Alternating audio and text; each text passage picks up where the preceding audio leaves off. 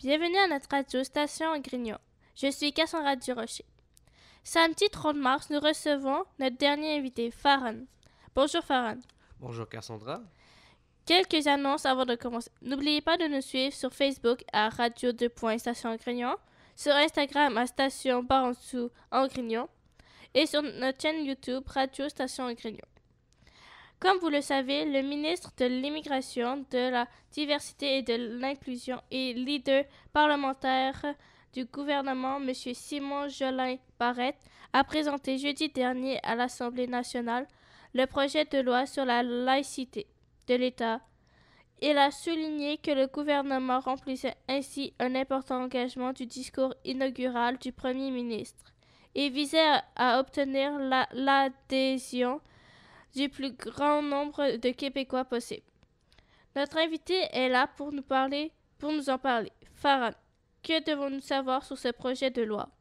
Mais tout d'abord, je vais commencer par une citation. La loi québécoise sur la laïcité reflète les souhaits de la nation québécoise, a déclaré le gouvernement, après avoir déposé jeudi une loi interdisant à de nombreux travailleurs du secteur public de porter des symboles religieux et leur empêchant de contester le projet de loi pour violation des droits. Donc ça, c'est ce qu'on pouvait lire sur le site de CTV News. Cette loi sert à respecter la laïcité de l'État.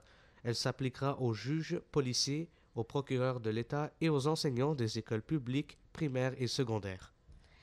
Quel est ton commentaire à ce sujet? Personnellement, je suis contre cette démarche parce que je ne vois pas le rapport entre une personne qui porte un symbole religieux et l'État. En bref, la laïcité, c'est de créer un mur entre l'État et la religion. Quand je vois un policier porter le turban ou une juge porter le hijab ou un enseignant porter le crucifix, je ne l'associe pas à l'État. Les symboles religieux sont comme des chandails avec sikh, musulmanes ou catholiques écrits dessus.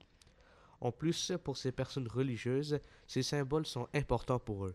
Ils ont aussi le droit de se vêtir comme ils le veulent. Donc, on peut dire affaire à suivre. Merci Farhan. Merci Cassandra.